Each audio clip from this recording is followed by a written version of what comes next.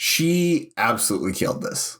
To use terms the kids use nowadays, she ate this up and left no crumbs. I kind of know what that means, and I sound like I'm 70. Oh my God. I've never heard it and left no crumbs. I've never heard that part before. You've never heard? No, but that's iconic and that's awesome.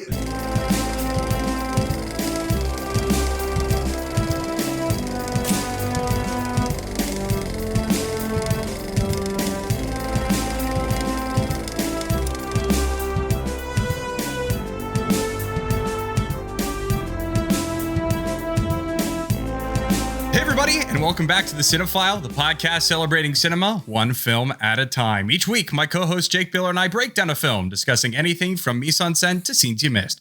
Today, we are talking Kiss Kiss Bang Bang from 2005. Basically, the idea here is that Jake and I have both chosen two of the Oscar winners, one male, one female, and we're going to pick another film from their filmography to talk about, to kind of acknowledge and honor the work that they do. So I started with RDJ and Kiss Kiss Bang Bang, and this is a film that I had never seen before. And it's very rare that I choose a film for this podcast that I've never seen before. A lot of the times it's Jake is choosing ones that I've never seen. But I had never seen Kiss Kiss Bang Bang before, but I heard that movie really revitalized his career and almost got him the Iron Man role. So I was like, okay, you know, what better time than to talk about Kiss Kiss Bang Bang? And boy, is it a trip. You texted me, Jake, you're like, this is such a you movie. And and I like really agree with that. So it's wild to me that I'd never seen it. First of all, I'm curious to hear your thoughts. If we can just go back a second, you said you almost never You just said something like, I almost never pick a movie for this podcast that I haven't seen before. And I thought you were going to say, there's no movie I've never, so I can't remember how you thought I was going to be a smartass. Yes. Because that's your default setting. But yeah, I had never seen this movie either. And it was a really interesting watch. It's very stylized and I appreciate the fact that it's like it definitely knows what it wants to be, and really holds nothing back in that. It's trying to be this kind of this detective, well, kind of detective. Really, kind of it tries to be an action movie meets rom-com, but it does it in kind of a unique spin. And it was really interesting. It's got some good performances in it. Even just from the start, like the title sequence, I'm a sucker for a good title sequence. And like that title sequence, the opening credits were just, I loved it so much. And I feel like the title sequences can be like so thrown away or like haphazard and just kind of like afterthoughts, but really like that's the start of your movie. Like I was always taught that you should lead and end with your best stuff. So like, don't half-ass the title sequence. So I was just like, as soon as like I saw that play, I was just like, this is going to be good. And I liked it. I did enjoy this movie. Not perfect. There are some things, some issues I have with it, but overall a very enjoyable watch. And you bring up, how this kind of helped him get, help Robert Downey Jr. get the role for Iron Man. And it's very similar. Having that in mind, when you watch this movie, you can really kind of see like the strings that Marvel is kind of like, oh, this is what we want Iron Man to be like, or like this is kind of a jumping off point for Iron Man. So it's really interesting kind of looking at it at that lens too. But it's very much a Robert Downey Jr. movie through and through, very much in his wheelhouse, especially this kind of point in his career. We're talking about this because, like you pointed out, he just won the Oscar for Oppenheimer, which is a very much a departure from his kind of, I don't want to say his usual character, because I think he doesn't kind of necessarily play everything the same, but there's a certain kind of character that Tony Stark is the kind of culmination of, and this is kind of the impetus of that. Comparing this to his performance as Louis Strauss in Oppenheimer, I was like, this is such a contrast, and shows just kind of how much he's grown. But I just rambled on for a long time, but I enjoyed this movie, and yes, this is a you movie. It had your kind of sense of humor and like even just like the narration. I'm a sucker for narration. I love a good also, narrator. Like why do I feel like that's your internal monologue on a daily basis? That's why I'm like good at editing too, is because I have like an internal monologue. And so I just add to that and I show that visually.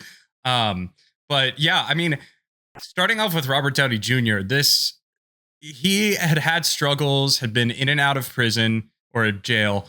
I know there's a difference. I don't know which one he was in. But this movie really showed that he could lead a picture. And I mean, he is clearly the lead actor in this, right? He has the narration, but he has the most screen time by far. All the story points pretty much revolve around him. So this was for the Marvel team, something that they're like, hey, you know, he's a great actor. If he can kind of sober up and not have some of these issues, then he may be a good Iron Man. And Val Kilmer and Michelle Monaghan are also great additions and great counterparts. Val Kilmer especially. Val Kilmer, I haven't watched a lot of his movies. Now, obviously, I've seen him as Batman. I've seen him in Top Gun. But he does a really good job as Gay Perry here. Which, yeah, again, this script, so this was written by Shane Black, who wrote Lethal Weapon. That's kind of his calling card. And he also did a Predator movie. He did Iron Man 3. And he also did The Nice Guys, which is a movie from 2016. Have you seen that? I have not, but it's on my watch list. We're going to have to watch it. Yeah. So it's with Ryan Gosling and Russell Crowe. And I feel like that movie is like a better version of this movie, right? This movie I really enjoyed. I thought there were really good pieces and aspects to it, but I feel like The Nice Guys sands off some of those rougher edges and really makes for just a really quirky, personality-driven comedy, like an action comedy. Because this movie is like, it's kind of like Tarantino light in a way. Not as many feet. Not as much blood, but definitely personality. And I love to see that in a director when it's done well. If it's not done well or if it's annoying, I hate it. But I did not find it annoying here. I found it incredibly entertaining. Yeah, I there were times I found it annoying, but I found it annoying because I found Robert Downey Jr.'s character annoying. You know what I mean? So like it annoyed me like watching it, but like yeah, I was annoyed with it for the right reasons. You know, that was the response I was supposed to have to his character, is that he's this, you know, like he's like a little neurotic, a little, like, and like he's just full of like self-sabotage and like talks so fast. I mean, my God, like, blah, blah, blah, blah, blah, blah. It's just, blah, blah, blah, blah, blah, blah. Like, I felt like that was the whole movie. And I was just like, can we just slow down a little bit? Which really kind of is, I would say, like one of my very few issues with this movie. I think it just goes maybe perhaps a little too fast. We cover a lot of ground. Yes. In this movie, not necessarily like literal ground, but it's kind of all over the place. It reminds me in a way of like, you know how a noir movie, like as it goes along, just takes all these kind of like weird, like left turns and you're just kind of like, well, how did this happen? Or like, how did we get here?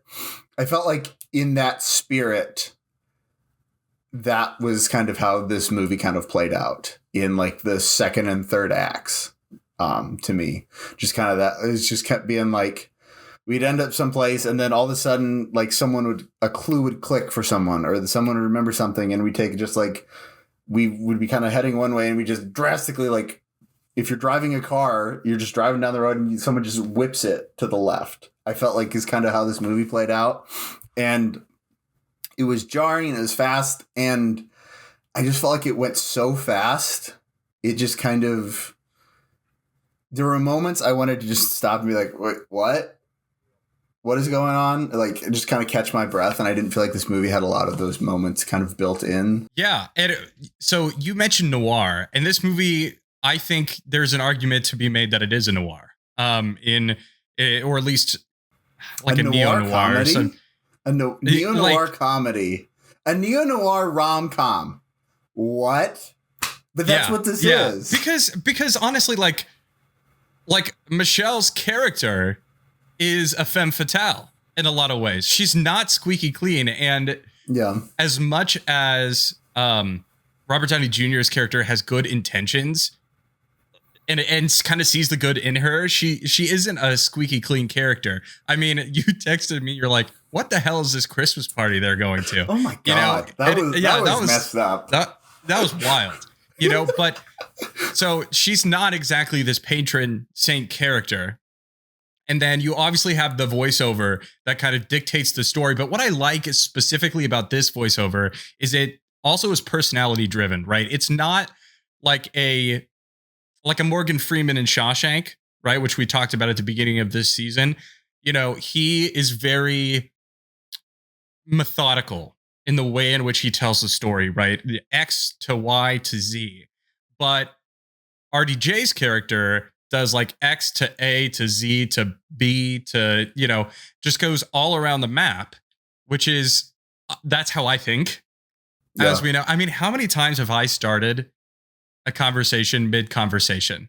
I do this thing, and Jake can attest to this, where I will start a conversation halfway through because I've had the first part of the conversation in my head and I think about what the person is going to say. So for me, or I will continue on with a conversation that I had like 30 minutes ago and it's like a complete left turn. But that kind of energy is there and very present in RDJ's. I mean, there are a couple times where he, froze the frame and like backed it up and said, actually, I should have said this first. And I think that is such a relatable way of telling a story that I just enjoyed it immensely because it is kind of high energy and it's kind of hard to pick up all the pieces. And to be honest with you, I watched this movie and I felt like I was missing some really big pieces. And I kind of had to sit and think on it, right? And kind of like what you're saying, you're thinking on it because you don't get a chance to stop. Yeah. So you have to like let it all wash over you and then think on it. Because I legitimately thought for like half this movie that Gay Perry was an actor. I thought he was an actor, like a private detective actor, meaning that he played a private detective. Yeah. And so he was going to give detective lessons to this up and coming actor. But in reality, he's actually a private eye. So that also to me, that kind of threw me for a loop because I was like, wait, what the hell? Like, is he never going to go to set? And he seems to be really expert at it. So yeah, I think the narration, specifically the voiceover, the way in which it infuses itself into the story, there's some fourth wall breaks in it too, where he literally tells like people like get out of the frame. Yeah. And so it's very meta. It's very meta. It's very meta. And I'm a meta guy. Like I like the meta commentary. And so, yeah, I thought it was great. I felt like the voiceover, like how I describe it, it was very much more like, you said personality. It's very much like more of like a characterization than I felt like it was necessarily like moving the plot forward. You know what I mean? I feel like it was like, yes, it explains the plot in some ways and like it lets you in on some information that helps you understand the story. But I feel like that's not its purpose, though. I felt like they chose to explain the story in that way so they could inject these moments of like this this wacky, zany character that's just like all over the place and is constantly just like blah all the time. So I think it was just really interesting how they use it, because it's not how we typically think of a voiceover narration, right? You brought up Morgan Freeman. Like, that is very much like story driven. That exists to propel the story forward. But that's not how it's used here. So yeah, I mean, it's just really is kind of, I don't want to say I feel like I'm sounding like I don't like this movie. I really liked this movie. I just felt like its style was perhaps a little much for me, but at the same time, I want to celebrate it because it so clearly like understood its style and what it tried to be, and was not afraid to stick to that, which I think is kind of, I don't want to say rare, but it is definitely not a majority kind of thing in Hollywood today. The style of this movie I can compare to two different filmmakers or franchises: Edgar Wright, yes, and Deadpool. This did Deadpool 11 years before Deadpool did Deadpool. With the fourth wall breaking and the meta commentary and things like that. But Edgar Wright also has a style where he does something very similar. I mean, Baby Driver is a great example of this, where it's so meta because when he's walking and listening to the song, like different words are popping up different places, or Scott Pilgrim, you know? So Edgar Wright has a very specific style. And I feel like I would not be surprised if an average movie fan kind of watched this and was like, oh, it's probably like an Edgar Wright film, because it very much has that kind of energy to it. But I will also say that I really liked the story within a story almost, or that's not exactly what it is. And I know you're going to know this because you know me so well. I loved the books and the series of books, because it's clear from the jump that the end of this story is going to be just like that. Yeah. Right. I did not count, because it went so fast. I did not count how many shots he took. Probably 16. Yeah. Right. They said it's always 16. And so that kind of stuff too, in my brain, is just really awesome to see unfold. Yeah. Oh, it is for sure. And it's like, it's so, I don't know, it's so like on brand, because it a lot of ways feels kind of unbelievable. You know what I mean? Like something you would only see in like a story, because like, yeah, you're right. At the end, like he gets shot so many times, and then like he gets up and I'm just like, oh, he's not dead. Like he was literally like freaking laying on the ground, dying over there. And now, oh, he's up and running. Like, how does that work? I mean, I know adrenaline does weird things to you, but I don't think it turns you from a corpse into the Marathon Man. Michelle Monaghan, I really liked her in this. And I felt like it was just such an interesting way how they kind of, her and Robert Downey Jr. are kind of playing the same character, but one as a man and the other as a woman, obviously, because there's moments like that where it's just like this movie kind of shows kind of like reflective or like mirrored scenes or sequences. Take that example we were just talking about, right? When he gets so upset and throws her out because she slept with his best friend, even though she promised she wasn't going to, and then mirror that against how he was reconnecting with her, the woman that he's loved since childhood, but yet ends up sleeping with her friend. And it's just like, it's this, but here's the thing, because both of them are so like easy to like think they should be forgiven and like quick to like dismiss their own faults, but yet are very upset at each other's faults in that moment. Which is like, I'm not trying to say like that's some groundbreaking thing. That's a very normal human thing. Like we don't often consider like how our reactions would be similar to someone who, you know, on the other side of the coin. That's not always our natural reaction, but even just like the way that they go through like these fights and one of them's mad at the other one, but then they get over it so quickly and are just because they remember something about the case or they figured out something about the case and they make up again in that moment. And also in the fact that neither of them are as squeaky clean as they present themselves to the other one. Right. You know, Robert Downey Jr. thinks that she, you know, is this great person. And she has this moment where she's like, you think I'm great and everything, and I'm not. But yet this whole time he is pretending to be an actor when he's really a petty thief from New York. Yeah. Who is here by complete mistake and dumb luck.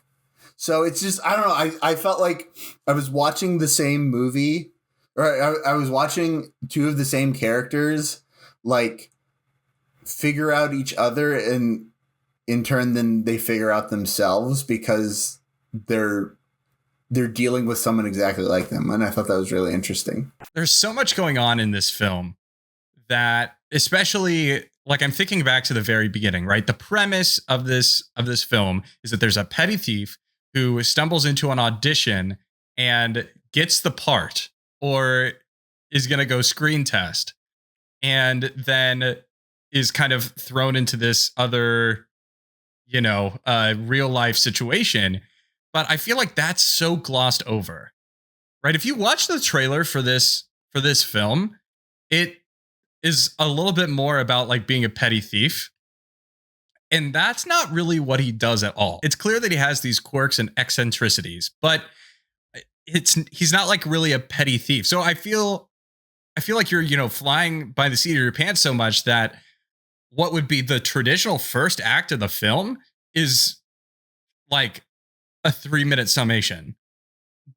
And the thing to kind of back that up is also the sense of time in this movie is weird, right? I think it's based off of like 4 days because it pops up and it has 4 different kind of titles or chapters, if you will.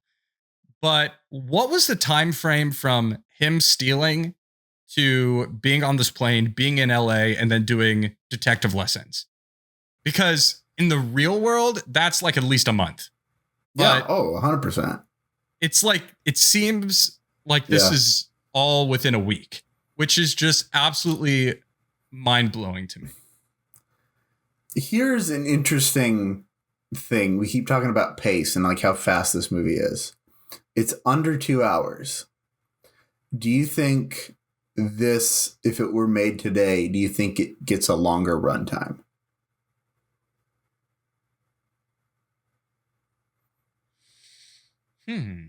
Because to kind of go into this, if you look at movies, and yes, we're talking about not even 20 years difference from when this came out to this year, right? 19. Right. I can do math. Hey, that's a point for me today. But it's I feel like movies and like audience expectations has changed significantly since this came out, and I feel like we're used to longer movies now. I mean, look at you know, Oppenheimer was 3 hours. Killers of the Flower Moon is 3.5 hours. The average movie, the average movie nowadays, I think I read, runs somewhere between like 2 hours 20 minutes and 2.5 hours. So I think there may have been like some external forces or like external like expectations of this movie because they didn't make it for a lot of money. This is you talked about Shane Black. It's his I believe this is his first directing credit. He's written, like you said, Lethal Weapon and The Last Action Hero. Sure. But this was his first excuse me. This was his first his first director's credit. And RDJ was kind of, you know, still seen kind of as damaged goods because of his drug and alcohol problem. He actually reading up on this, gave a lot of credit to Shane Black for kind of like giving him a job and trusting him. And that's why Shane Black directed Iron Man 3. RDJ got them to give him the director's role in that as a thank you. Yeah. I mean, even Val Kilmer did not drink during the production of this movie. Yeah. But all this to say is I feel like there was this expectation that this was going to come in under 2 hours, and the studio was going to make sure that it was going to be under 2 hours. So I wonder if like that external kind of force was at play and like kept it so fast. And like I said earlier, I think this movie wants to be fast. I think it just goes a little too far. So I wonder if maybe there isn't that worry of like, oh, we have to be under 2 hours. If this movie would have perhaps been a little slower. I think the personality of this film is such that I don't feel like it was a mandate by any stretch. I think that there could be a couple more scenes, but honestly, it's clear to me that you're not supposed to get everything the first time watching. Mm-hmm. Like, this is a great rewatchable movie because there's so much that happens in such a quick amount of time that you remember the feeling you had, right? You remember the feeling you had watching it, but you can't remember all the different details. And even when they explained it to me at the end of the film, I'm like, wait, hang on. So if it's one of those movies that in a couple of months, if I were to rewatch it, or a year, I rewatch it, it's almost like a fresh watch because I'm not going to remember. I'm not going to remember all of it. I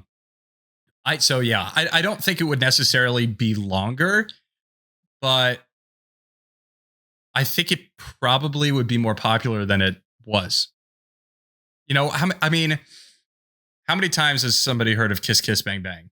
Not many. Cinephiles, yes, but the layman audience member, no. And I think this genuinely would be, if this came out today, this would be like a quirky, noir rom-com that I think has more of an audience today than it did in 2005 for sure. I think this would have probably gone direct to streaming, honestly. May have gotten like somewhat of a theatrical release, but I think it would have gone pretty quickly to streaming. And I think that's where it probably would have gotten its legs if this was made today, because the internet and having streaming available at your fingertips all the time. And I feel like there's a lot less, for a lot of people, there's a lot less barriers to watching something on streaming than there is to actually go to the movie when it costs more. Like you don't think of like how much you're paying for the subscription when you go to watch something on Netflix or whatever. Like you're just like, oh, it's there. You can watch it from your couch, and if you hate it after 20 minutes, you can turn it off. So I think there's a lot less barriers and people are a lot more open to it. So I think that was probably kind of why people would have. I think that would have led to it being more successful if it had come out on streaming, because word of mouth would get around quicker about like, oh, like this is fun, it's quirky, it's different, check this out. And also I think more people would be receptive to check it out because they're like, if I hate this, I can turn it off, and I have not lost $1 and I've not left my house. One of the things that I think is really, really important, and it's a scene you may not think of, but I think this actually makes the movie, is the scene where RDJ kills a guy. How many directors, how many actors, how many studio heads would look at that scene and not think about the fact that, hey, I just killed somebody for the first time. And so that stop and the hey, Perry, I just killed a guy, and him kind of like melting down. Yeah. That to me is an integral scene. I think it speaks a lot about the movie and the intentionality behind the movie, because if it was made today, if it was made for streaming, that shot would not be there. I don't think it would be there, because it's, with a movie like this, you would be mistaken to think, oh, it's kind of they kind of glossed over it. I mean, they ran through production or something like that. But that scene, that kind of moment, in my opinion, is one that really defines this as more than just a really, really fast-paced, high energy, high octane thriller. I kind of wish we almost had like a couple more moments like that, because I felt like that was like such a good like change of beat. And one, it was, I think it really gave that would be in a movie like this. If this wasn't RDJ, I feel like a lot of actors would like probably gloss over that. And I think a lot of directors would kind of gloss over it, like you're saying, and like not give it the weight it's worth. But it really kind of is it kind of halts the movie in that moment. And just like there's a moment of seriousness in this kind of high octane world of like, what does anything mean? Who cares? Let's keep going. Right. So I think that's a really interesting moment. This is a random fun fact, but speaking of people other than RDJ playing this character, and since we're talking about studios and stuff, apparently the studio offered more money if they could have gotten Harrison Ford to play the lead. And I'm like, that is such a different movie. I'm imagining The Fugitive Harrison Ford, like that, dropped into this movie.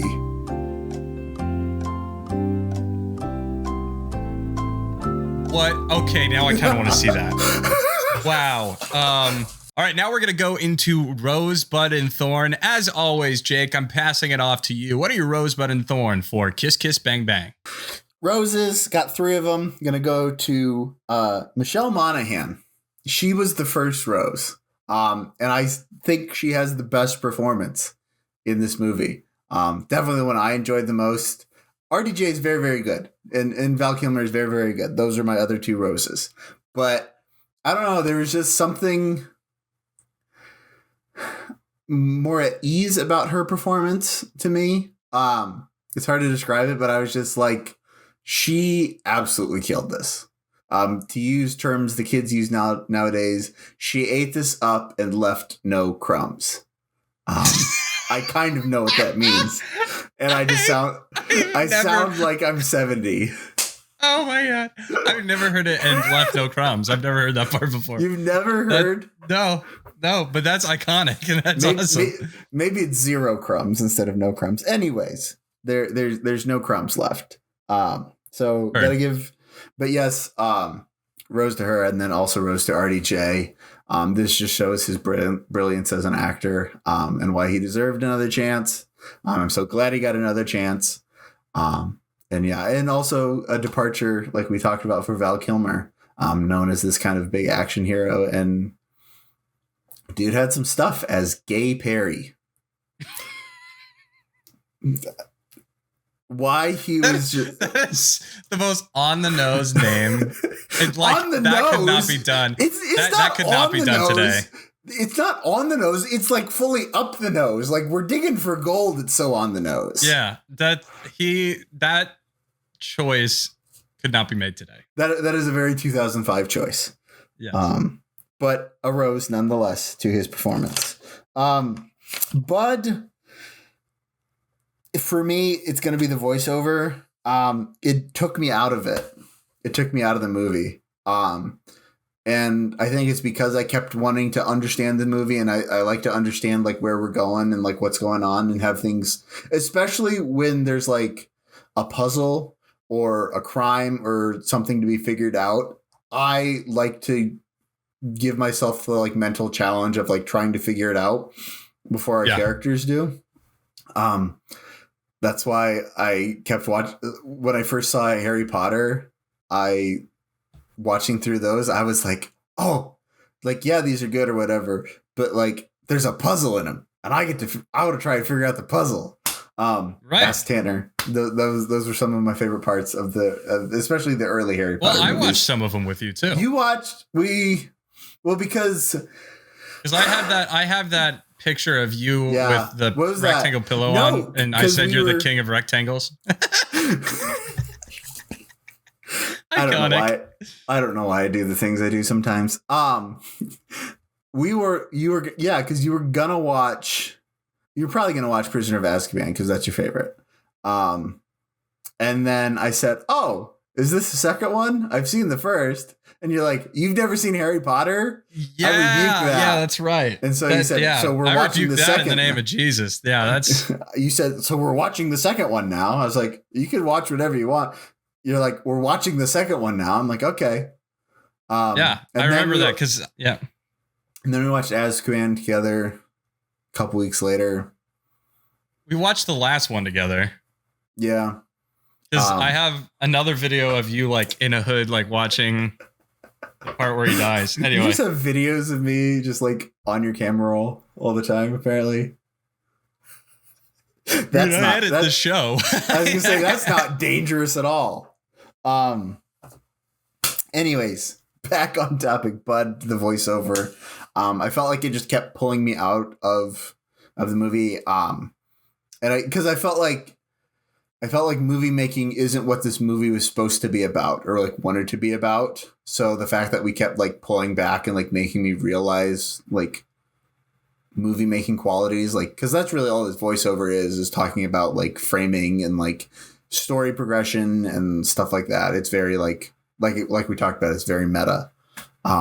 So that's going to be a Bud for me. And like I talked about earlier, it's just a touch too fast. For me, I think we lose, as much as I love the energy in it. I think we lose something to being too fast. So yeah, and then no thorns.